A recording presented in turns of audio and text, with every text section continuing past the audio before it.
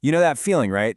You're staring at a mountain of old shoeboxes, these tattered photo albums, and it's this weird mix of love and just dread.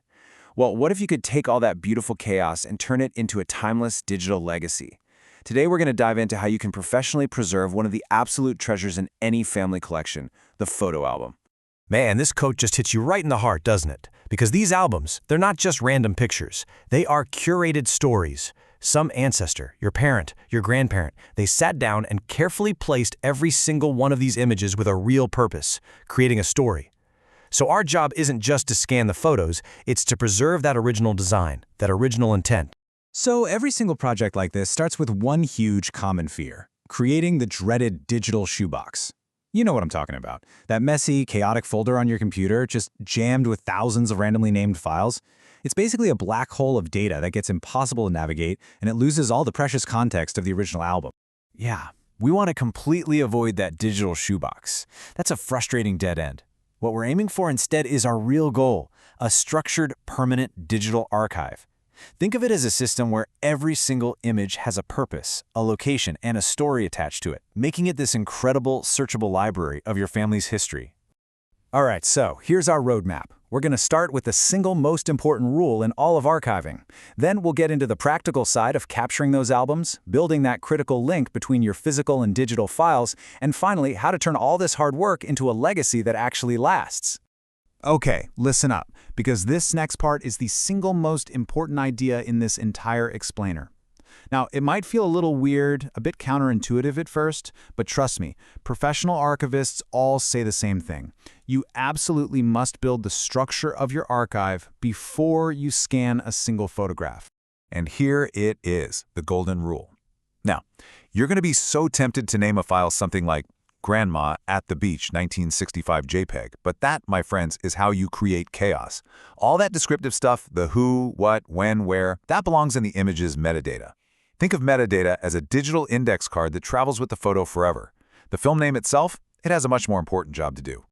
So, how do we do it? It's actually a really simple three-part system. First, you create a unique prefix for your family archive, something short like KFA for the Klein Family Archive. Next, you define a code for the type of media. Pros often use something like AGO1 for albums. And finally, you give the specific album you're working on a unique number, like ALB01 for the very first one. And you end up with this unique identifier. See, this isn't just some random name. It is a permanent, logical address. It tells you exactly which archive, which media group, and which physical album this digital file came from. It's the whole foundation for everything that comes next. Okay, now let's move on to the fun part, the practical side of things. Let's talk about actually capturing the images from those precious and, often very fragile photo albums. Our goal here is to get amazing, high-quality scans while totally respecting the original layout and the story your ancestor was trying to tell. So you've basically got three main choices here. You can capture each photo in situ, which just means leaving it on the page. That's best for really fragile albums. Or you can try to remove the prints to get the absolute highest quality scan, but that comes with a high risk of tearing. The third option is to just capture the entire page at once, which is fast, but it means you get lower resolution images of each photo. Okay, let's address the big one. The problem that everyone with a vintage collection fears, those old magnetic albums from the 70s and 80s. You know the ones. The adhesive they used is now all brittle and acidic, and if you try to just pull a photo off those pages, well, it can lead to a disaster. But there's a trick. Here is a simple professional technique for safely getting those stuck photos off the page. You just gently lift one corner, slide some unwaxed, unflavored dental floss underneath, and then use a slow, sawing motion. The floss cuts right through that old glue without putting any stress on the photo itself. It is a total game changer. So we've got our naming system, and we've captured our images. Now for the most critical step in creating a truly useful, long-lasting archive: building an unbreakable link between your brand new digital files and their original physical homes. First thing you do is go to your computer and create a new folder. And what are you going to name it? You guessed it. You use that exact unique identifier we built earlier. This folder is now the one and only digital home for every single scan from that specific album. And here it is. This is the aha moment of this whole process. You print out a physical label with the exact same code, and you stick it right onto the physical photo album itself, usually on the back cover or the spine. This simple act Just matching the digital folder name to the physical label creates what we call the digital physical bridge, and this solves the biggest problem in archiving, period.